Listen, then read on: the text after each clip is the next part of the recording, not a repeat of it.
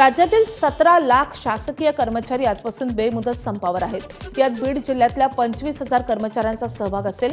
शासकीय कर्मचाऱ्यांनी संपाचं हत्यार उपसल्यानं थेट आणि सर्वाधिक परिणाम आरोग्य सेवेवर होईल। बीडच्या जिल्हा रुग्णालयात केवळ अत्यावश्यक सेवा दिली जात असून इतर विभाग बंद असल्यानं रुग्णांची हेळसांड होतीये, तर जिल्हा रुग्णालयात प्रशिक्षणार्थी वैद्यकीय सेवा देत आहेत। सरकार जोपर्यंत मागण्यांसंदर्भात सकारात्मक विचार करत नाही तोपर्यंत हा संप सुरूच राहणार असल्याचा इशारा संघटनेच्या कर्मचाऱ्यांनी दिला। दरम्यान बीडच्या जिल्हा रुग्णालयात रुग्णांच्या होणाऱ्या गैरसोयीचा आढावा घेतलेला आमच्या प्रतिनिधींनी आपण पाहूया।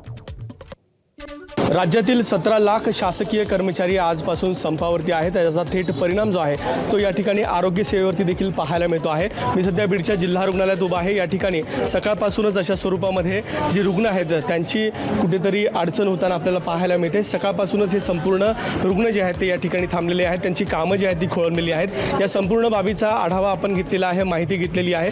केवळ अत्यावश्यक सेवा जी आहे ती सध्या बीडच्या या शासकीय रुग्णालयात सुरू आहे। काही रुग्ण आहेत।